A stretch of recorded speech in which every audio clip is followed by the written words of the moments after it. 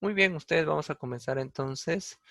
Como les decía, la semana anterior estuvimos hablando un poquito del analizador léxico, empezamos con algunas definiciones.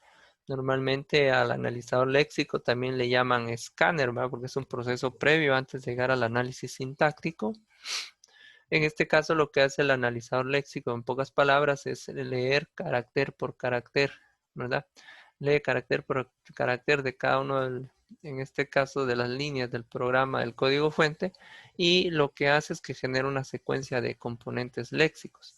Estos componentes léxicos es a lo que les llamamos normalmente tokens. Y a partir de los tokens, pues nosotros vamos a ir generando, en este caso, patrones que se van a ir asociando de tal manera que al final de cuentas, cuando ya estén generados los patrones y se haya finalizado el proceso de escaneo, llamémoslo así, del programa fuente, este va a ser trasladado a la siguiente fase, que es el analizador sintáctico. Entonces ahorita el curso como tal, pues también como les decía, va a abarcar la primera parte que es el analizador léxico como tal. Eh, Nosotros vamos a encontrar en este caso, aquí está el objetivo, aquí les coloqué dentro de la presentación el objetivo general. En este caso que ustedes puedan desarrollar aplicaciones que les permitan determinar si una estructura gramatical corresponde a una sentencia válida de la definición, en este caso, de un lenguaje en particular, teniendo en cuenta el contexto sintáctico y semántico. Esta es como que la primera parte de todo el proceso de compilación. Tenemos aquí algunos objetivos específicos, la implementación de un analizador lexicográfico, pero esto lo estamos haciendo por etapas. Por eso es que les estoy pidiendo pequeñas tareas donde ustedes empiecen a identificar, en este caso, palabras o letras o invertir las cadenas, porque ya la segunda parte del proceso como tal implica que ustedes empiecen a identificar de cierta manera ya lo que les estaba hablando, que son los tokens, y estos a su vez pues, se van a ir dividiendo en identificadores, palabras reservadas y cada una de esas situaciones. Bueno, aquí vamos a hablar, a recordar un poquito la parte de los lenguajes de programación, ¿verdad? Realmente la programación como tal nos va a permitir a nosotros, dice ahí, organizar la complejidad. A veces nos topamos con ciertos problemas que nos causan una serie de inconvenientes, pero que a la larga, si nosotros sabemos ordenarlos y estructurarlos de forma adecuada, pues vamos, en este caso, a volver esa complejidad algo muy útil que les sirva no solo a nosotros, sino que a los demás también. ¿Cuáles son los requisitos mínimos para poder desarrollar un lenguaje de programación? Nosotros actualmente utilizamos los lenguajes de programación que alguien más hizo, ¿verdad? Que alguien más se tomó la tarea de pensar, analizarlo, crearlo en este caso. Pero ¿cuáles son los requisitos en este caso mínimos que nosotros debemos tomar en consideración a la hora de estar desarrollando un lenguaje de programación como tal? Y ahí tenemos algunos de ellos. Ayudar a escribir buenos programas, que sea fácil de leer, que sea fácil de entender y que sea fácil de modificar. Si ustedes se dan cuenta, yo creo que en el trayecto de sus estudios han visto diferentes lenguajes de programación y yo creo que les hice la pregunta a inicios del curso, qué lenguajes conocían. Y a la larga todos esos lenguajes pues tienen estructuras muy parecidas y eso nos ha ayudado a poder comprender diferentes tipos de lenguajes. Entonces tienen que tener estas características, o sea, que nos ayuden a crear programas que sean fáciles de leer, entender y modificar. Esas son características primordiales a la hora de estar trabajando. Sin embargo, debemos tomar en cuenta que la parte de la programación como tal también requiere de práctica, ¿verdad? Entonces tenemos que estar practicando para que todo lo que traiga ese lenguaje en sí, todas las palabras, todas las estructuras, la sintaxis como tal, la logremos dominar fácilmente. Hay dos cosas que debemos tomar en cuenta cuando estamos trabajando con la parte de la programación. En este caso, debemos tomar en consideración la programación y el mantenimiento, o la programación versus el mantenimiento como tal. Nosotros venimos y creamos un programa, ¿verdad? Creamos el programa, en este caso, pasa por todo el proceso, en este caso de implementación, y llegamos a la parte de verificación del programa. Llegamos a las pruebas. Muy bien. Pero ¿qué sigue después de esto? Realmente, cuando ustedes están en el campo laboral, van a crear aplicaciones, van a crear programas en este caso, pero la tarea como tal no se queda ahí. Después de haber desarrollado un programa, una aplicación, ustedes deben considerar el hecho que los van a estar llamando para poder, en este caso, darle el mantenimiento respectivo a los programas que ustedes están creando.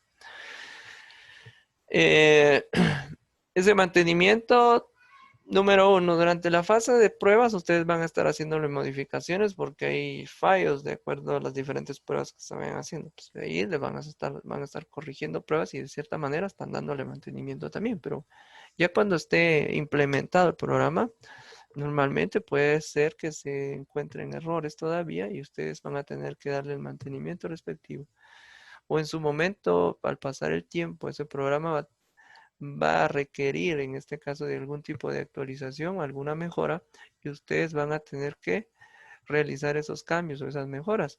Cuando ustedes desarrollen algo, deben pensar a futuro, es decir, deben pensar en que ese programa debe ser de cierta manera escalable o incrementable. ¿Qué quiere decir esto? Que pueda ser un programa que de cierta manera ustedes puedan agregarle, por ejemplo, más módulos, agregarle más, en este caso, opciones de trabajo, que ustedes tengan la facilidad de poder modificarlo sin hacer un cambio total al programa. Entonces, a eso se refiere el mantenimiento. ¿Sí? Hay dos fases, la fase en que yo desarrollo el programa como tal, lo implemento, y la fase en la que yo le voy a estar dando mantenimiento. A la larga, el ingeniero en sistemas pues siempre va a tener un trabajo con los programas que vaya haciendo. O sea, no solo es de venir y crear un programa y ahí se quedó, el programa sigue. Entonces, media vez la empresa que los contrata esté usando el programa, les va a requerir en este caso de el mantenimiento respectivo de él mismo.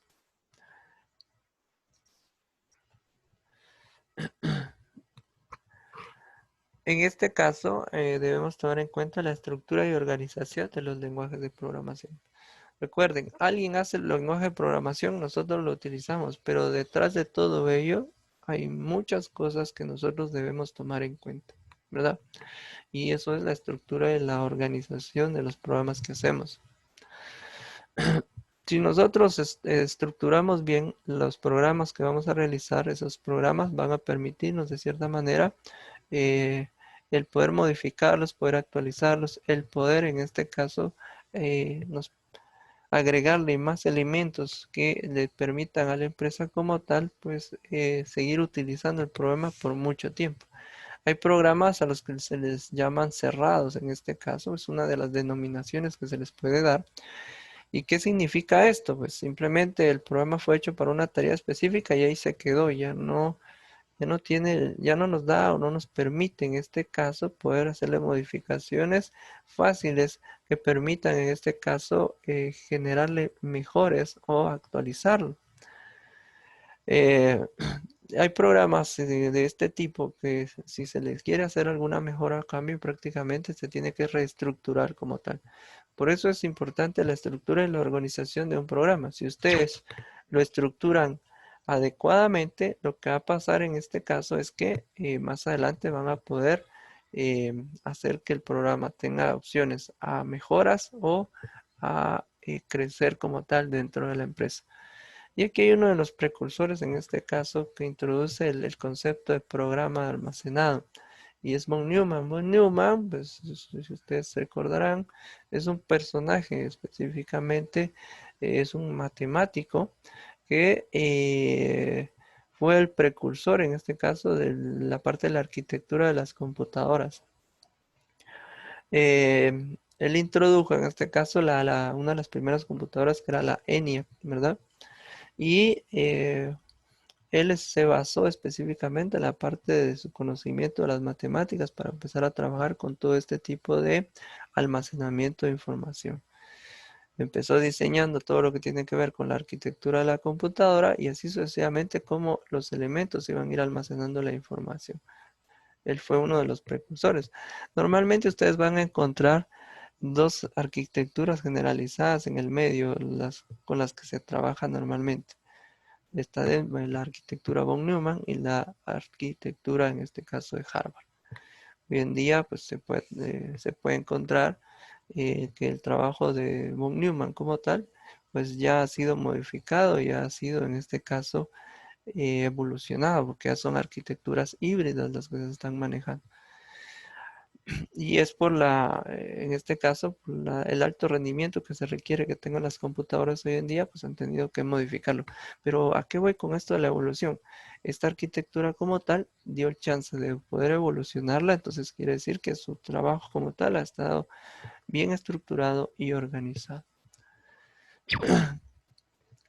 Ustedes van a encontrar específicamente el trabajo de él también con la organización y el trabajo que tiene el microprocesador dentro de la misma arquitectura de las computadoras. Un procesador, como ustedes lo saben, pues dentro de él tiene la parte de la unidad aritmética lógica o la ALU que le llamamos normalmente, la unidad de control, la parte de los buses de transferencia de información, la parte de registros, la memoria caché, todos esos componentes están dentro del procesador como tal. ¿A qué viene todo esto? Ustedes con el trabajo que están haciendo dentro de los lenguajes de programación utilizan los recursos tanto de memoria como el trabajo del procesador para poder ejecutar cada una de esas actividades. Ahí solo no se ve muy bien, no le cambié el color del texto. A los lados está la unidad de control y está la unidad de entrada y salida en este caso, o los dispositivos de entrada y salida. El procesador como tal, en conjunto con la unidad de control y la unidad aritmética lógica, se van a encargar en este caso de administrar y organizar todos los elementos, tanto de hardware y software dentro del computador. Y ahí entran los tipos de aplicaciones, o en este caso los tipos de programas, mejor dicho, los de aplicación, los de sistema y también los programas, en este caso, para programación. Entonces, el procesador en conjunto con la memoria, en este caso, y los demás elementos se van a encargar de la organización y administración. Por eso es que está introducido aquí como parte de los lenguajes formales, porque de cierta manera un compilador o un intérprete utiliza los recursos de memoria del sistema para poder trabajar. Solo que nosotros ya no trabajamos directamente con un acceso específico directo a memoria, sino que el lenguaje de alto nivel ya nos permite, o él mismo se encarga de administrar ese espacio en memoria y nosotros ya solo trabajamos directamente con un lenguaje mucho más práctico, más entendible para nosotros y nuestro lenguaje de programación se va a encargar de traducir, ¿verdad? Aquí nos dan una jerarquía de ideas de lo que hacía la máquina de von Neumann, ¿verdad?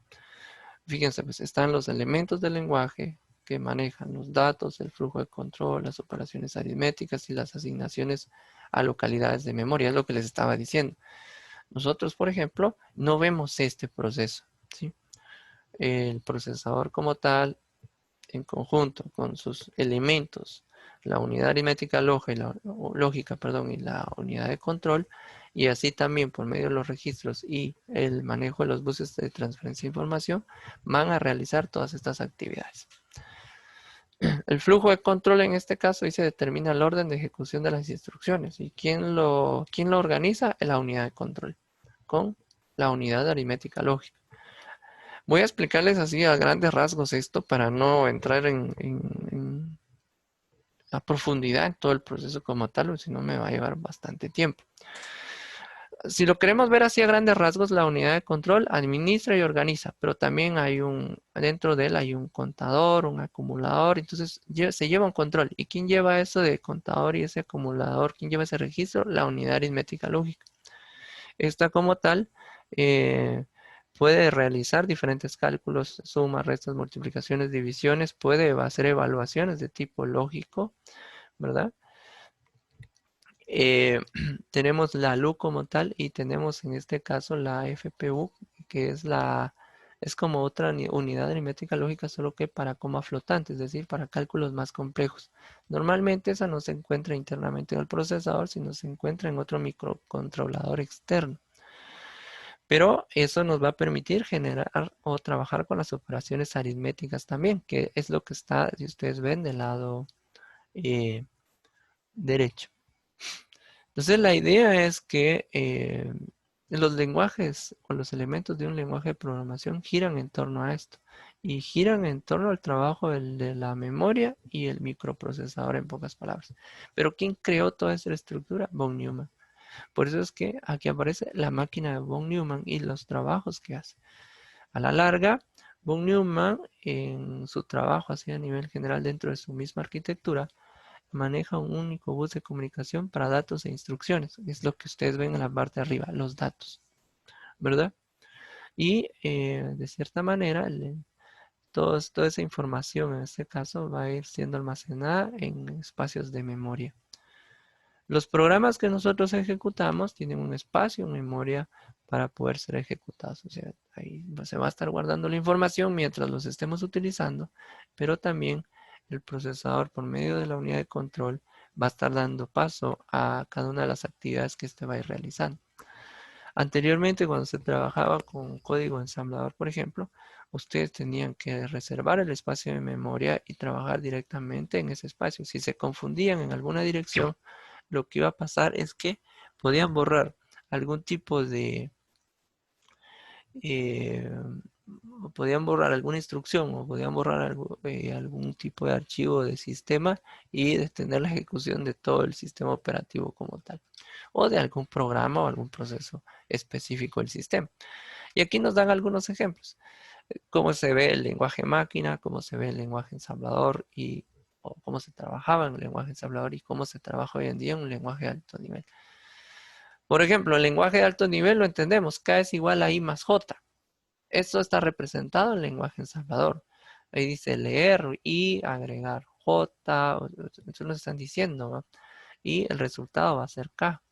Entonces prácticamente carga la letra I, se lo agrega a J, está haciendo una suma y nos devuelve en este caso la letra K. Pero miren, para cada proceso que ustedes están ejecutando, tienen que usar una palabra reservada, load, add, store, por ejemplo.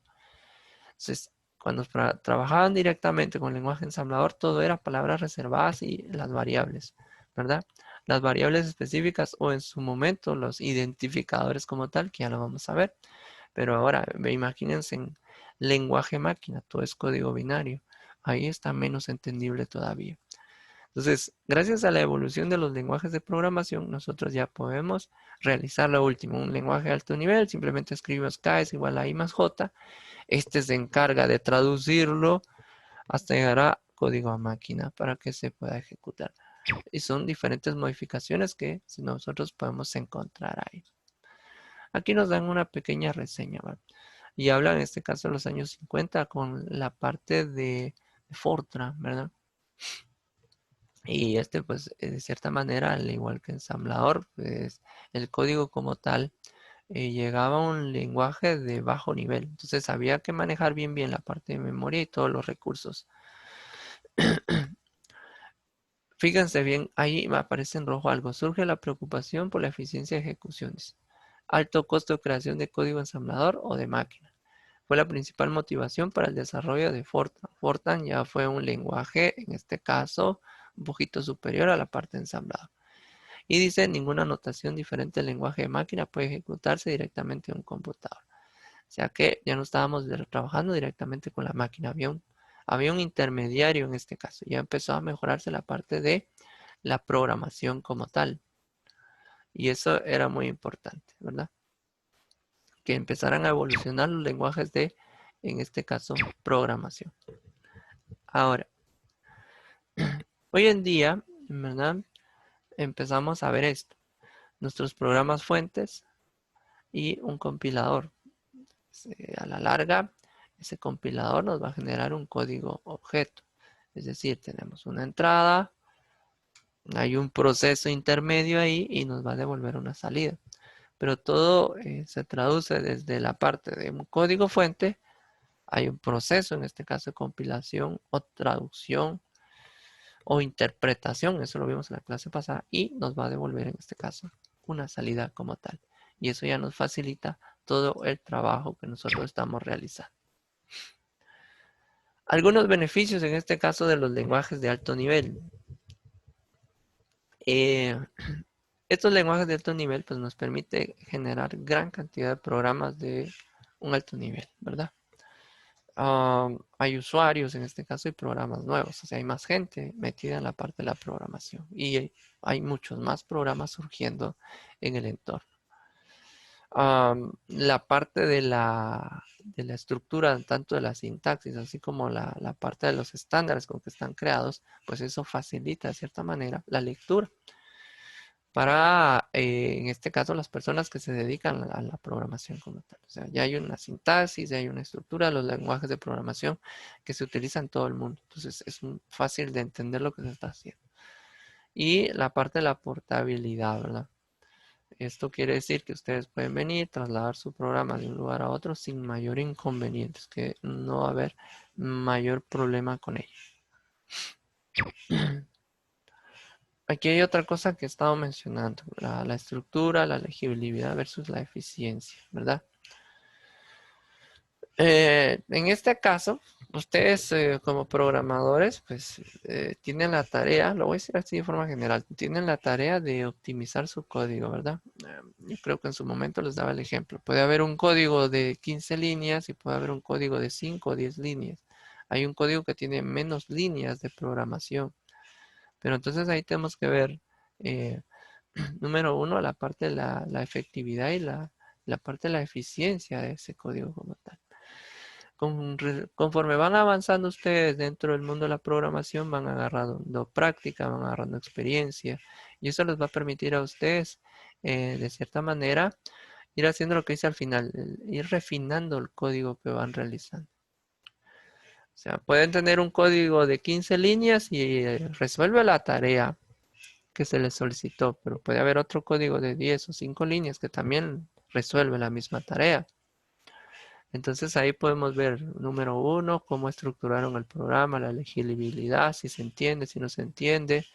Y también después ya evaluamos la parte de la eficiencia de ese programa. La idea de los programadores como tal es que ustedes vengan, optimicen su código, traten la manera de utilizar el menor número de líneas posibles, pero que resuelva todas las tareas y requerimientos que el usuario necesita. Eso es uno de los objetivos principales. Pero como les digo, todo esto lo van a ir ustedes aprendiendo y van a ir mejorando conforme vayan programando y se vayan metiendo más en todo este mundo de la programación. Aquí hay unas generaciones, un cuadro comparativo de las diferentes generaciones en cuanto a los lenguajes de programación. Primera, segunda, hasta la quinta generación. Se empezó de la parte del código máquina, un lenguaje máquina, pero este es directamente un trabajo para la parte de microprocesadores, porque se está trabajando código binario. Realmente no hemos llegado a trabajar directamente a ese nivel. Yo creo que a partir de la segunda generación es que ya la mayoría de gente ha estado trabajando, ¿verdad? Con el código de lenguaje ensamblador, que de cierta manera era un lenguaje de bajo nivel y que se acercaba mucho a la parte del lenguaje máquina porque se trabajaba directamente con los diferentes dispositivos, se podía programar para manejarlos, pero todavía no se llegaba a la parte del lenguaje máquina. Están los de anteriormente manejaban los lenguajes aparte del ensamblador de bajo nivel, de un nivel medio, ahora ya desaparecieron y están manejando, en este caso, los lenguajes de alto nivel. Estos lenguajes pues se acercan mucho a la parte del lenguaje del ser humano. Esa es una de las ideas principales de los lenguajes de alto nivel, que faciliten la programación, que faciliten el entendimiento y que faciliten en este caso el desarrollo de los diferentes programas dentro de ellos. A la larga, pues ellos se van a encargar de interpretar, de codificar y convertir nuestro lenguaje fuente en objeto y después ya que la máquina lo reconozca como un código binario como tal. Ya aparecen los de cuarta generación que son de propósito especial, eso de acuerdo a las tareas a las que vamos a estar orientados nosotros. Por ejemplo, si son aplicaciones o programas de escritorio o en este caso web. O sea, ya qué propósito en sí tiene. Hoy en día, pues ya vamos a encontrar que también ya la quinta, que son los naturales, ya incluyen la parte de la inteligencia artificial y sistemas expertos. Y también ya podemos considerar dentro del propósito general aquellos sistemas que ya tienen una estructura mixta, es decir, ya se puede conectar a un sistema general a partir de tanto programas de un entorno escritorio como web y así como aplicaciones móviles. Entonces, esa es parte de la evolución que nosotros debemos tomar en cuenta hoy en día. Bueno, y todo esto, de todo esto de lo que estamos hablando a la larga, son muchos de los procesos que se llevan a cabo cuando se están creando los lenguajes de programación. Debemos considerar muchos aspectos de estos, ¿verdad? Aquí hay una especificación o clasificación en este caso de los lenguajes de programación, así los 3 niveles, ¿verdad? Lenguaje máquina, bajo nivel y los de alto nivel. ¿A qué están orientados? Uno, por ejemplo, el primero a los microprocesadores, el otro usa código en este caso mnemónico, y también está orientado a la parte del microprocesador, pero es porque se trabaja directamente con los dispositivos, ¿verdad? Entonces, está bastante cerca de trabajar con la parte del lenguaje binario. Sin embargo, todavía hay una conversión ahí intermedia a la que nosotros no llegamos. Y los otros pues están orientados a las personas, ya a tal manera que la gente los entienda, ya se está estructurando una sintaxis que es mucho más comprensible y entendible para el ser humano. Los lenguajes de programación tienen una estructura, como ustedes ya saben, ¿verdad? Y aquí nos mencionan cómo debemos, en este caso, estructurar un programa, ¿verdad? En este caso hay diferentes formas: descendente, modular, orientado a objetos. Hoy en día, muchos de los lenguajes están orientados a la parte de objetos. Java, pues en este caso no se queda atrás, C# no se queda atrás, ¿verdad? Entonces ya estos programas, por ejemplo, están orientados a objetos. Pero en su momento ustedes también trabajaron con programas que estaban estructurados ya sea descendentemente o de forma modular. Ah, por ejemplo, en su momento C era de cierta manera descendente, o sea, iba leyendo la secuencia de líneas y así sucesivamente hasta terminar el programa. También por módulos, el Visual Basic, por ejemplo, 6 era modular. Él trabajaba por módulos, ¿verdad? Y así sucesivamente vamos a ir encontrando diferentes programas que están orientados, en este caso, a diferentes formas y estructuras de trabajo. Todos estos lenguajes de programación pues tienen una estructura sintáctica, ¿verdad? Pero esa estructura sintáctica pasó por un proceso. Y ahí es donde entra la parte del proceso de compilación, ¿verdad? Pero también encontramos que dentro de todos estos procesos, tanto en este caso, los compiladores, los intérpretes y los traductores tienen un proceso como tal, ¿verdad? Y en este caso todo dependerá del lenguaje que estemos utilizando. Cada uno de los lenguajes de programación que utilizamos tienen una estructura, tienen una sintaxis, ¿verdad? Y han pasado por un proceso de revisión y pruebas hasta llegar a lo que son hoy en día. Si se dan cuenta, hay nuevas versiones, cada año hay diferentes versiones, modificaciones o actualizaciones, tanto de la estructura de la interfaz, así como de la parte de la sintaxis de los diferentes lenguajes de programación. ¿Qué es lo que están buscando? En este caso, están buscando lenguajes que sean entendibles, fáciles de utilizar y que permitan, en este caso, el desarrollo de programas de alto nivel que permitan, en este caso, dar solución a múltiples problemas que encontramos hoy en día en nuestro entorno. Más adelante, en este caso, vamos a ir encontrando que también la estructura sintáctica como tal pues, depende de las gramáticas.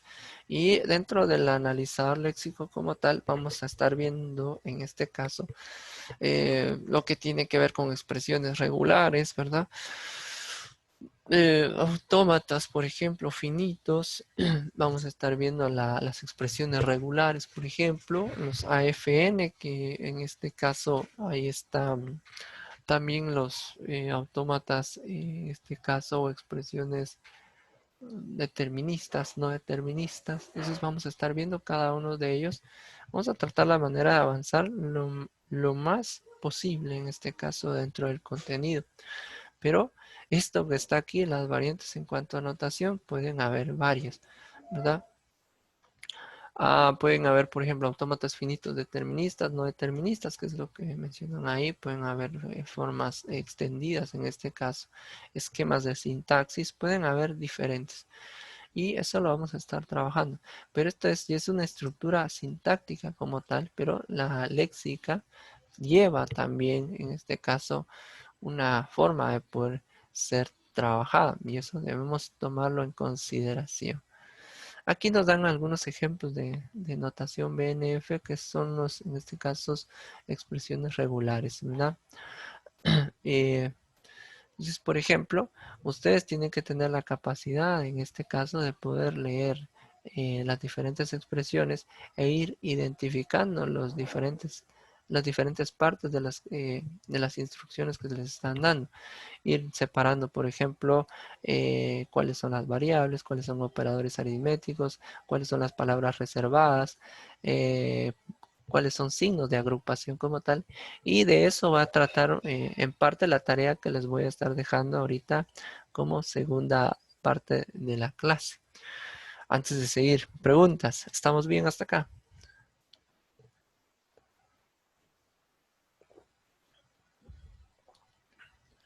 ¿Estamos bien? ¿Dudas, inquietudes? Ninguna idea. Ok, muy bien. Aquí, como ustedes pueden ver, esta es una anotación, ¿verdad? Más adelante vamos a ir viendo estas expresiones, cómo trabajar con esas conversiones, por ejemplo. Eh, Aquí, por ejemplo, habla de la gramática de un lenguaje de programación. Esto ya es un poco más avanzado. Esto ya es cuando estén trabajando ya la parte sintáctica. Primero, nosotros debemos pasar por un proceso. Número uno, identificar qué es un token, qué es un lexema, qué son patrones léxicos. Después tenemos que empezar a trabajar con la parte de expresiones regulares, ¿verdad? ¿Cuál es su utilidad en este caso? Y trabajando con diferentes ejemplos. Después de ir trabajando con la parte de los autómatas finitos, deterministas, no deterministas, igual que con las expresiones, cómo convertir expresiones regulares en este caso, y cómo también cambiar la parte o cómo transformar un autómata finito determinista en un no determinista. Entonces, eso tenemos que aprenderlo a hacer primero. Nuestra primera tarea en este caso es definir esto, reconocer en este caso las diferentes actividades que puede realizar un analizador léxico como tal. Y ese es nuestro siguiente punto, ¿verdad? Ver en este caso qué acciones debemos tomar para que en este caso después podamos entender qué es lo que hace un analizador como tal, qué es lo que hace el analizador léxico, qué es el escáner. Si ustedes pueden ver en el siguiente ejemplo, aquí empiezan ya a identificar los diferentes símbolos de las expresiones que están, ¿verdad? La barra vertical, los signos de agrupación como los paréntesis, las llaves que también son signos de agrupación, los corchetes, qué hacen los corchetes dentro de la estructura en este caso, de un programa, ¿verdad? ¿Cuáles son los identificadores? Cuáles son las palabras reservadas, todo eso, si son variables, si son constantes, todo eso lo tenemos que ir identificando. Cuando se va identificando cada una de estas palabras, pasa esto, ¿verdad? Empieza a crearse un pequeño esquema, un subesquema de cada uno de los símbolos. Si ustedes se dan cuenta, está la expresión término más menos término, ¿verdad? Término, un factor, un producto, una división, factor. Entonces, esto a la larga, ¿qué es lo que genera? Yo lo mencioné en su momento, lo que empieza a generar la tabla de símbolos del proceso de análisis. Eso es lo que va a empezar a suceder ahí. Me voy a detener un momento acá. eh, Voy a detener la grabación y denme un par de minutos y se vuelven a reconectar en lo que carga la primera parte. ¿Estamos bien? Bueno, denme un momento y se vuelven a conectar, por favor. ¿Verdad, Inge? Muy bien, gracias.